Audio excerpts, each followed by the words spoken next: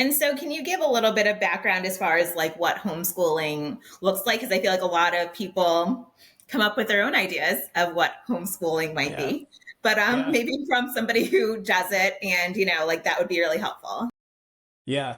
It's so interesting because there's so many different ways you can do it. And everybody you talk to, I feel like I just have a lot of patients in general that are homeschool parents, and they all do something different. And that's what's really neat about it. There's so many resources now out there where if you don't like the way something's going, you can just switch and do something else. And I think, when we were kids, our parents didn't really have those options. I mean, the internet wasn't around when we were kids. And so but we do, it's kind of a hybrid program. So my kids go 2 days a week and they have, two full school days a week, Tuesdays and Thursdays. They're there from 8:30 to 2:30.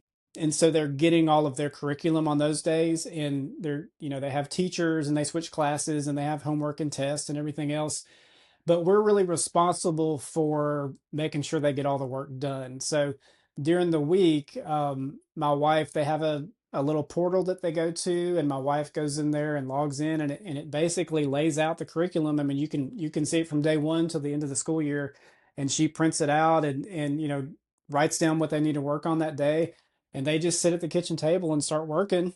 And there's not a lot of teaching that has to go on at this point. They're getting enough in school, but if there's, if specific questions arise or kids are having trouble with certain things, it's nice for us to just be able to be there for them. But they're fairly independent.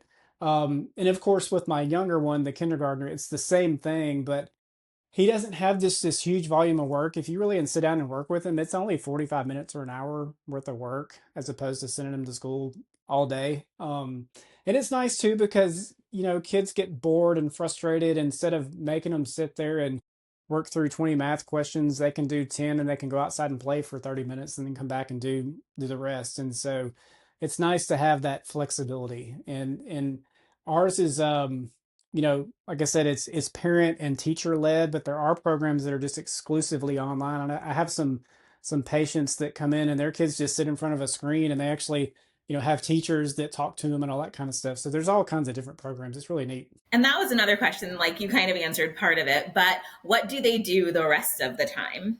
Because my son, I'm trying to rip the band-aid off and get out of private school and go to public school because, yeah. But he's like, well, if I'm not going to go to private school anymore, I want to be homeschooled. And I was like, I don't know who's going to do that for you, my friend.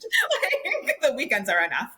But yeah, so what are they doing the rest of the time? Well, that's the beauty of we have, four kids, and so they're always entertaining each other until they decide that they're not, and then everybody's mad and all that. But the boys, the two middle ones, they're mostly done by noon, and so they just play. I mean, they have a good time. They love doing art and they go outside and play and all that kind of stuff.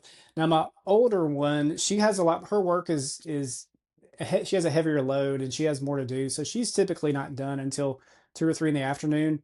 But, she's about to be 13. So she's sitting in her room a lot and she's listening to music and being like a teenager. And so, we see her every now and then, but she's just kind of up there in the room. And then the boys will go up there sometimes and disrupt her and she gets mad at everybody.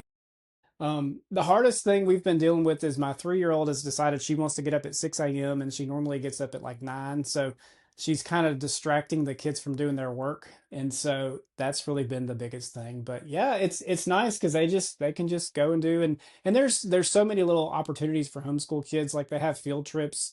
There's a field trip every week if you want to go on one. There's a lot of like cool educational things that you can do, outside of the house. That's so great. And it's so wonderful that okay.